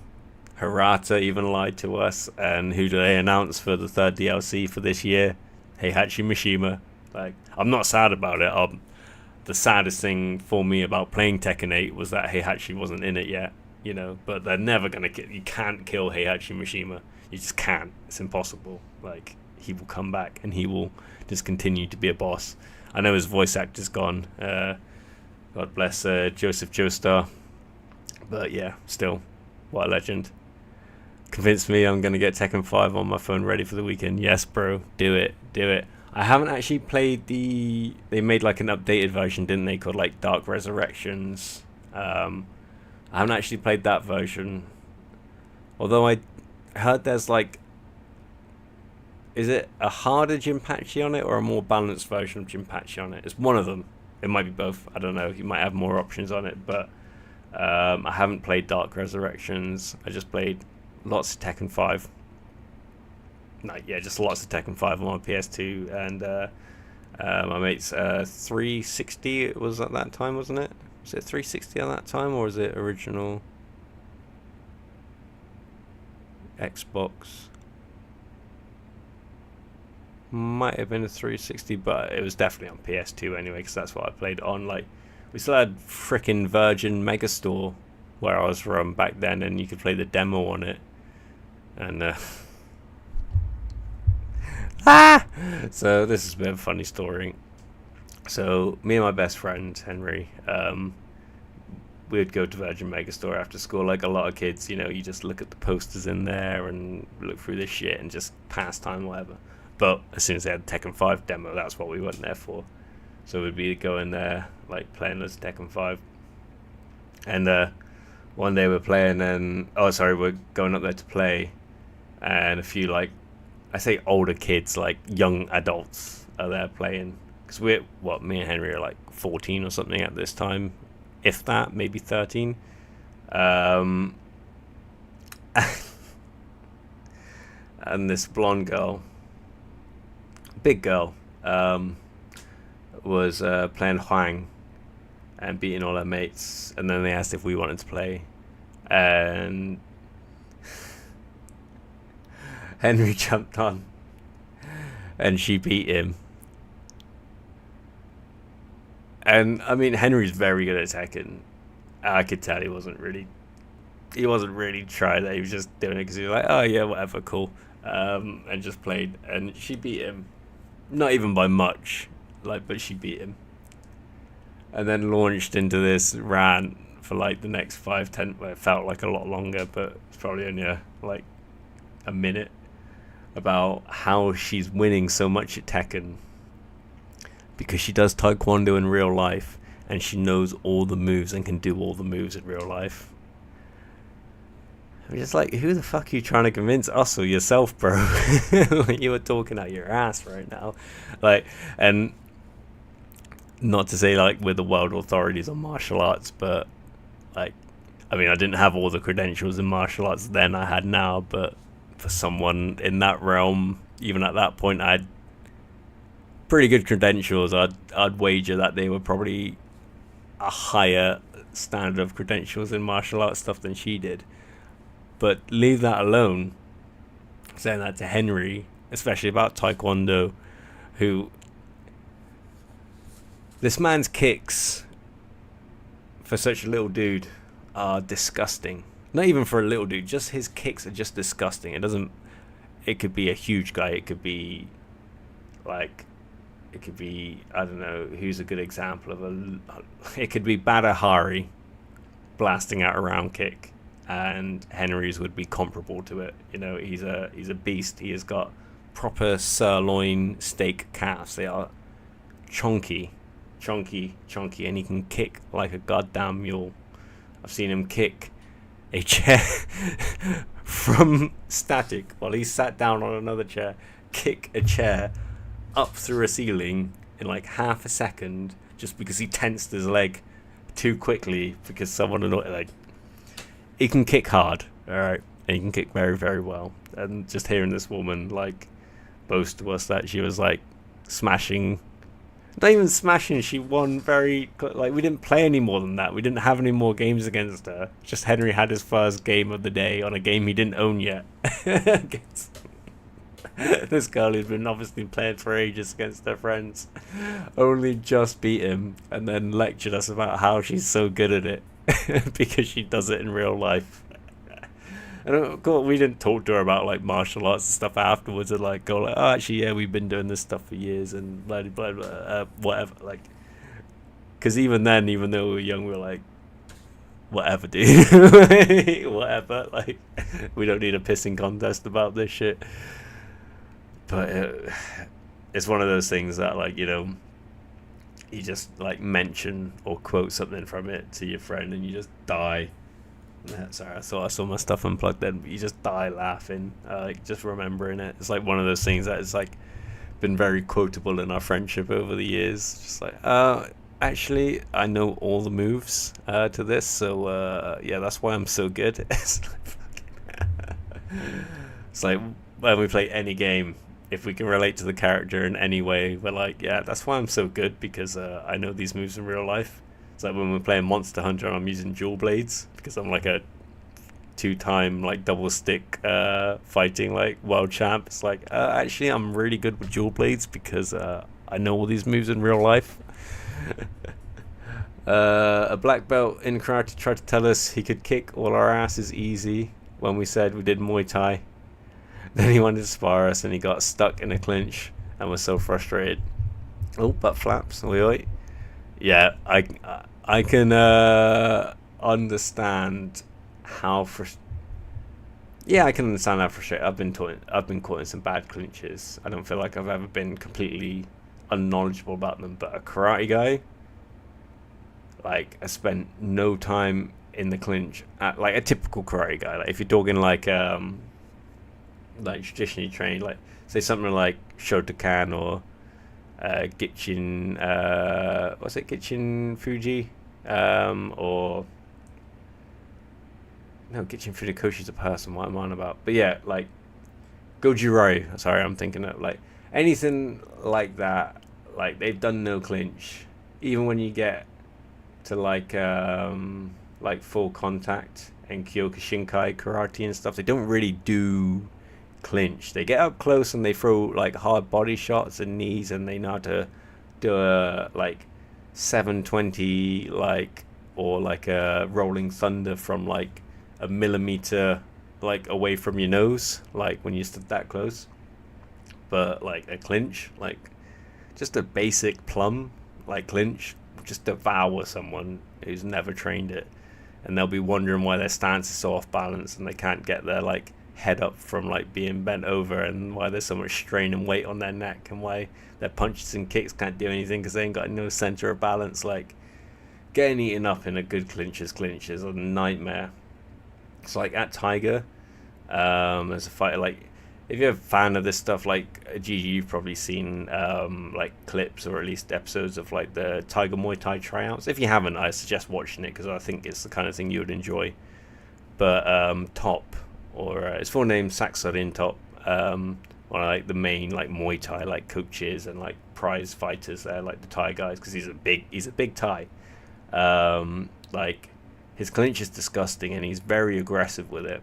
And even when you're training, sparring, he will just beat the fuck out of you. He's not nice to train with. But like, you learn quick because it's like, well, if I don't deal with this, I'm gonna have a shit day. And it's not just gonna be a shit day because I'm still gonna be feeling it like the rest of the week. So yeah, it's fine though, because he would come to my jiu-jitsu class and I could just eat him alive then. But in clinch, man, and he's bigger than me, you know, so when you got the bigger guys who are better than you at clinch weighing down on your neck, like, this is why I spent so much of my time injured. I wasn't sure if he come from a McDojo style karate or legit, but it was funny watching his surprise look. Yeah, man, there's a lot of McDojo going on in the wild still, which is, it's kind of surprising with how fast information travels now, that you've got so many McDojos still. But at the same time, like, internet stuff just makes a lot of these like cult personalities that start these things like just more efficient at doing it. Like, it's an absolute fucking windbag, like absolute waste of space of an instructor held a seminar or something, or is holding one soon here in Phuket, and he's come up on my newsfeed, and then he started coming up on McDojo posts. But you know, one of those guys who like calls his little disciple up for the demonstration and like will touch them and do something that's obviously not doing fuck all to anyone ever, and they'll be like, whoa, whoa, whoa, whoa. And he's like, oh yeah, you see, I go with the energy and that's how it works. And it's like, you didn't explain shit then, you didn't demonstrate shit, you just said a bunch of vague crap to make the people who are very impressionable in the room with you believe that they understand what's going on. They just can't quite do it yet. And it's more of like your approval that's going to get them to the next level, instead of like something that they could legit learn, take away themselves and figure out, you know, like. And apparently that dude's going to be, I don't know if he's held it already, but if he hasn't, and I can find out what date it is, I'm 100% going, bro. 100% going. And if I'm going, I'm going to try and convince a bunch of fucking fighters and stuff to go as well. Like, I just think it'll be the funniest shit in the world. Like, why would you come to literally like the mecca of fighting in the world right now, where everyone comes to try and progress their careers at some point, or stick, like, this is not the place to come for it. But at the same time, this is what I mean. Like, even though you'd think this is the worst place for someone like that to come, the fact that he's doing it here for impressionable numpties like that is going to give it this air of legitimacy, you know.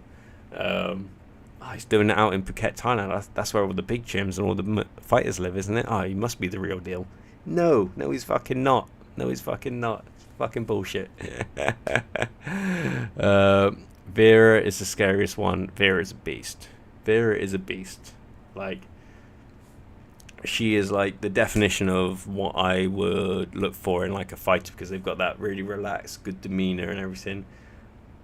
But there's something just broken inside them, and when it comes to fighting, like, just fucking locked in. She's got like shark eyes, like the same expression as like Chris Cyborg and Mike Tyson and these motherfuckers have. Like, they're just different people when they enter the ring, man. It's awesome.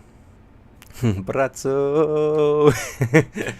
Yeah, man, Smoke and Mirrors, like, I've worried that I would be viewed in such a way at points in my like martial arts career, because I've done a lot in the reality-based world of martial arts, like Filipino martial arts, like knife tactics, like surviving, like all that kind of shit, all that kind of work, and I love all that stuff, and it's a great skill, and there's a lot that's real and applicable to it. But the big problem is people who have no understanding of any kind of sparring in real conflict learn a technique quite a shallow understanding they get of it a lot of the time, and they get a booklet and they get a certificate, and then they think in some way that immediately makes them an expert on the topic, and like whatever flows from their mouth and mind and opinions about this topic is suddenly legitimized and worth other people listening to or going to classes and practicing.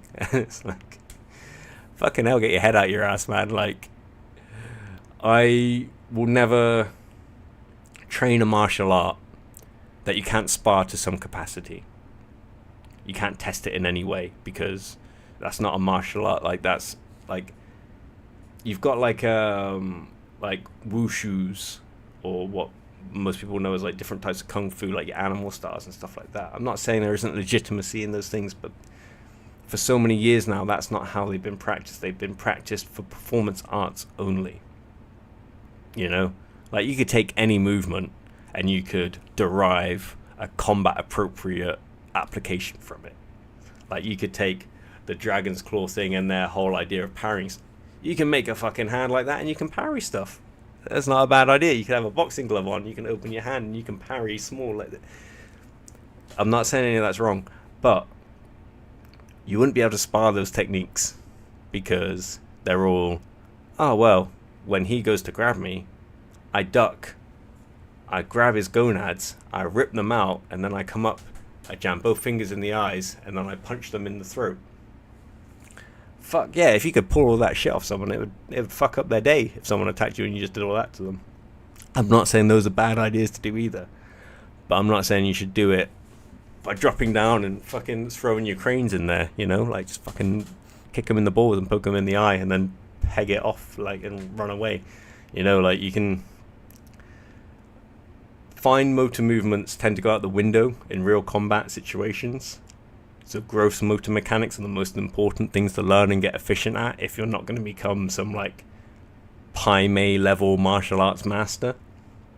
So as a PSA for you young Beybladers out there, to avoid anyone selling snake oil when it comes to martial arts stuff, ask them, is there sparring involved and what it's like. If their sparring is just like something stupid, like the coach or the sensei or the master of their club is the only one that spars the students and do that, just say no, save your fucking money, because they're a bullshit artist. But if you turn up to a gym and there's people doing light sparring work, there's people training techniques, there's people drilling stuff in place and stuff like that, you've probably found somewhere that people value, and that probably means there's someone there who knows what they're talking about, at least a little bit. You don't have to be training at the best gym in the world from the best coach in the world to get something good out of your martial arts training. But you should probably train with someone who isn't talking out their ass, you know? Learn from the best. But you can't be putting people's real names up here, Vicky. God's sake. But yeah, he is a fucking clown of a man. Like, I immediately lose respect for people when I just see them lying to my face. And that man has lied to my face so many times. So many times about such obvious to catch nonsense. Like, oh my God, I love it. Like, so we had invited over from the States. This is when I was doing a lot of knife survival like courses, like teaching them. We were teaching like the commandos. We were doing like catastrophic like bleeding, seminar, like how to deal with all things to do with knife crime, like all that stuff. Running a lot of that kind of thing at the time. And we made contact with this dude in the States who had this new product he had designed, the no-lie blade, which is really cool. Still, to this day, I'd say the best knife marking, like realistic, like product out there. It's fantastic, really, really good. And at the end of the day, super, super simple, which is the best thing to do. Like keeping it simple, like fantastic product. We brought him over because he has his own course. We were gonna meld minds, develop our courses together, develop our courses with the product and all that kind of stuff. Fantastic. And when we were holding our first like civilian kind of like training session, he was like a kickboxing coach at the gym I was teaching at and working at the time. A fucking pain. Not like an official coach. He wasn't like a paid member of staff. He was like a volunteer coach that thought he owned the place because he had been around for a while.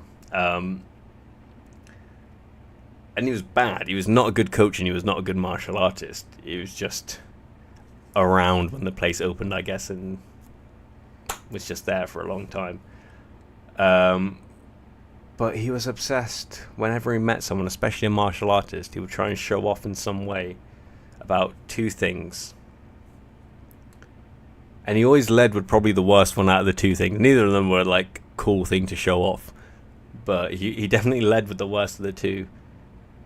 So the second thing he would talk about, I'll say the second thing first. The second thing, because they're so far apart as well. The second thing he would talk about is how when he was a young junior, like amateur boxer, he could have been world champion because his coach always told him how fast his hands were. He had the fast hands, and then he'll do like a combination of straights, and they're slow as fuck anyway, but they're not even good ones. And I know his former coach. I won't say any names again, but I know their former coach. And they said they were shit. They said his little brother had some potential. But the one who made it his whole identity was fucking shocking. And I'm glad they said that, because as a boxing coach, I thought they were good. And if they had said any otherwise, then I would have lost some level of respect. But that's the second thing he says about himself when he's introducing himself, especially to a martial artist.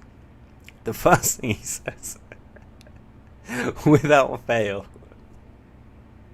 I'll have to stand up. He goes like this. He goes like this. Like this. In karate, we call this hand position a haito. Like a strike to like the like soft areas or whatever. But it's this movement. It's like, you know, in a hapkido, if someone comes up to you aggressively, we do this. Straight in the nuts. Straight in the nuts. Like that. Always works. That's like the first fucking thing he'll say, bro. Like, what the fuck? Like, you just met this person. They don't call you Danger Flats for nothing. Ah, God. Yo, Nook, how's it going? What did we unbox? We unboxed some cool stuff. I don't know if you've seen them. This grip you can get from Japan at the moment. Although I think they've been released somewhere in Asia right now. But my friend picked me one up at the weekend in Bangkok. And we were just seeing how it went with my launcher setup, and it looks pretty damn cool. Not gonna lie, pretty damn cool. I didn't mention this earlier, but you can proper see like the spring mechanism. Oh, sorry, in there. from that. So yeah, we unboxed that bad boy, and that was like the main thing. We opened up another Cobalt Dragoon because I needed another one for when we do battle testing. Probably tomorrow. I'm hoping tomorrow. But yeah, so that's the unboxing. Now we're just chatting shit about martial artists. I know. Fast hands is one thing. Knowing how to use the speed is another thing completely. Yeah.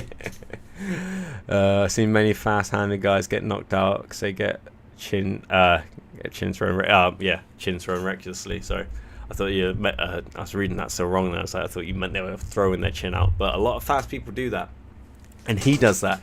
A lot of people who don't know how to like correctly throw their speed and stuff, they start throwing these straights, and their chin just lifts up as they go. And a lot of people mistake the speed of their hand for when they first learn to step jab. And when people start learning to step jab fast and they panic, they just step and throw their chin up at the same time as yeah, man, it's one of those. I used to love. I didn't enjoy coaching the classes as much because you just get a bunch of assholes that are super disrespectful in a gym, and I'm a bit more old school than that. I don't like it, but we'd do like these ultra color like white boxing things where I'd end up like there'd be like 50 people fighting or 50, 60 people fighting, so you'd be cornering like 25, 30 or more fights in one night. And they're all so fucking bad because most of them have done at most 8 weeks training. Some people do their extra stuff, some people have experience before, but especially people that's their first time, they've done 8 weeks of training, only 2 sessions a week, probably no other exercise or training outside of that themselves, and most of them don't even turn up to all those sessions. And they just stand there. As soon as they see the other one go, they both just jab each other in the head for like 3 rounds, like that. And then the winner's normally the one who threw at least like one cross in one round. But they're not used to snapping punches or anything like that yet, so they're all just like pushing with these big 16-ounce gloves on and like head guards and stuff. So it's just 2 people with bad cardio just pushing each other in like the middle of a ring for a few minutes. Well, I'm coaching them against like one of my friends who's coaching the other person. We're having the most fun. It's like if you're playing Rock'em Sock'em Robots with a broken controller that also had like inverted controls at the same time, you know. It's so bad, but it's a lot of fun. Like, and your throat is just wrecked by the end of it because you're just screaming in this loud ass room, but like the venue, like while these fights, it's hilarious. It's hilarious. It's a funny thing to be a part of. But yeah, fast hand fighter with angles and good footwork is dangerous combo. But yeah, only using one aspect isn't going to cut it. Yeah, man, a lot of people are fast when they stand on the spot because you can put all your effort into relaxing your shoulders and rolling out like your hands and stuff like that. But like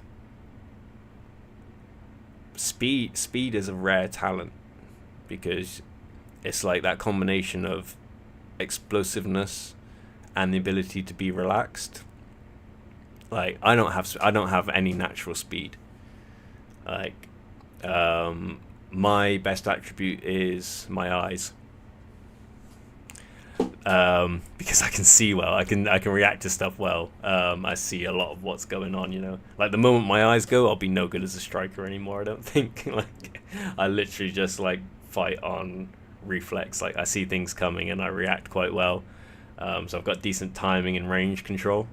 But I haven't got speed. I definitely don't have like exponential power. I've got heavy hands naturally, like I don't throw with that much force, but like I got dense ass fists, so I do make good connections. Like I can rock people quite people do get surprised because I'm like one of those oh, you're in the chat, Jeezy, so you'll know. Like is it Psyche who's the no who did It was the last person Ippo fought before Date, wasn't it? Was it Psyche or that? Whoever the right-handed southpaw was he fought. I'm forgetting who it was now. But he fought a right-handed southpaw. But yeah, I'm a right-handed southpaw is basically all I'm trying to say. So my power side is my lead side. So I do have like quite a stiff jab. And I do a lot of switch hits as well. So yeah, like I've rocked a lot of people off like lead hand and just good like structure and timing, and like none of my like knockouts or anything like that have been because I've just like overwhelmed them with like insane power. It's always just been good timing, like good timing on stuff.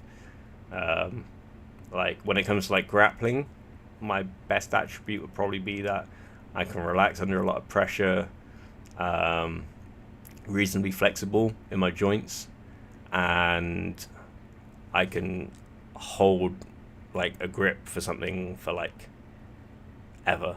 Like I'm not saying like my forearms don't burn out and stuff, but like I've got decent grip strength, but I can just grip onto shit for like ever as well, so that's helpful.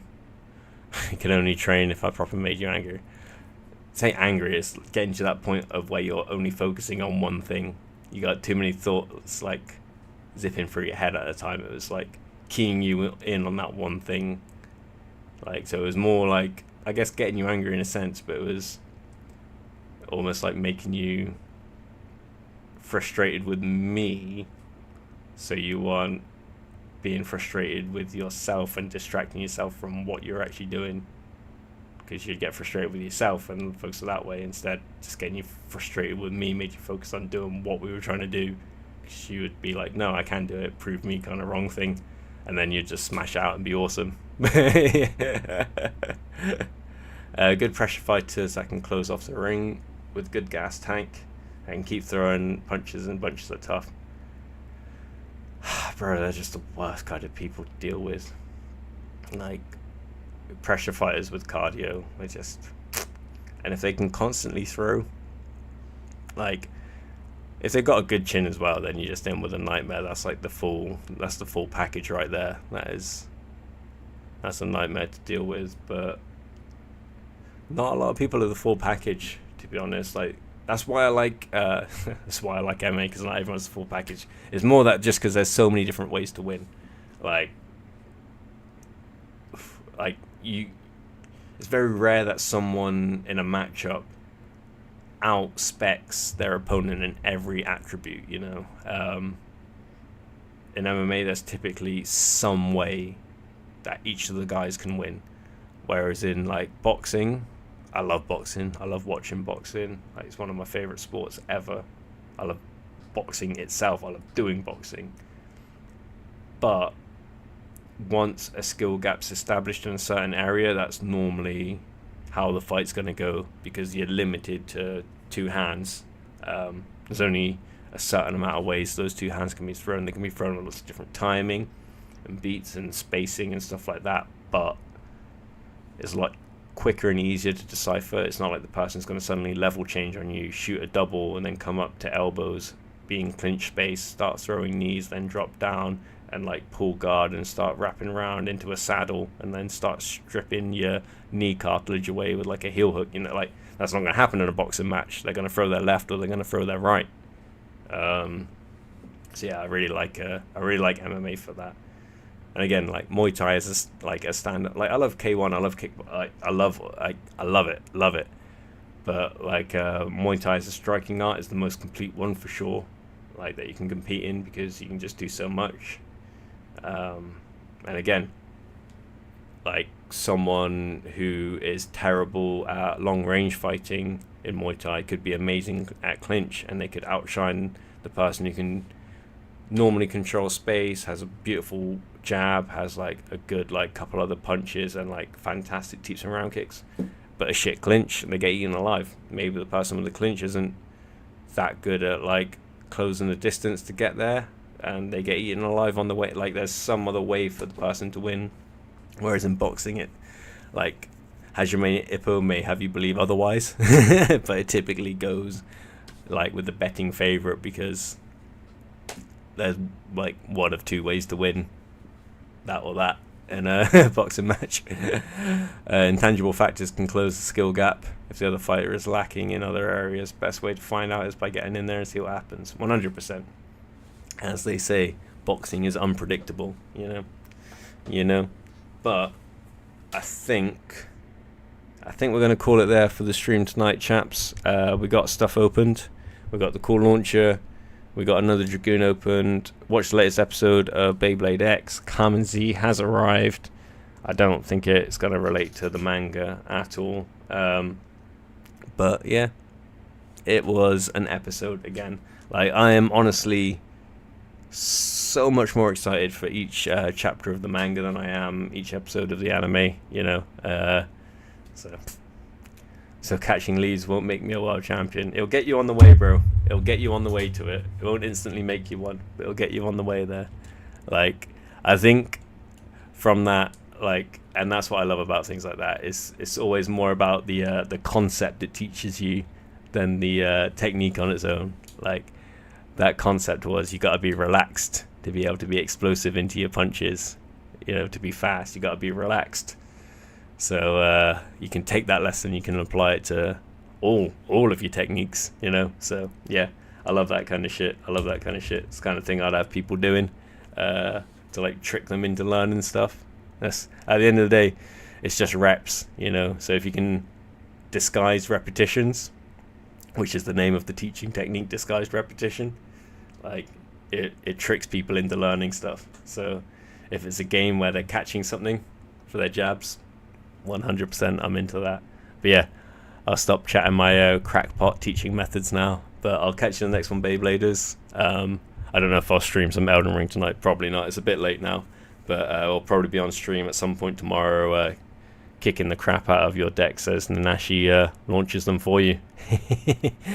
But yeah, I've said goodbye like 5 times now and not gone, so I will, you know what, I've just got a notification that there will be an ad in 45 seconds, so we'll stay on the stream for 45 seconds. I'll milk you as much as possible for that ad revenue, that big YouTube dollar that I'm making. YouTube money. I got 30 seconds before I officially will end the stream, because an ad will start. Get ready chat. I'm just gonna click like insert ad right before I go, just to see what it does. But yeah, I will actually say a proper goodbye now. It's been a lot of fun. Stick to the channel. We got streams coming up, and we got some surprises. I'm not going to say too much yet, but yeah, we got surprises coming up, and the ad should be hitting you now, and I shall say adios. Catch you in the next one, Beybladers. Peace.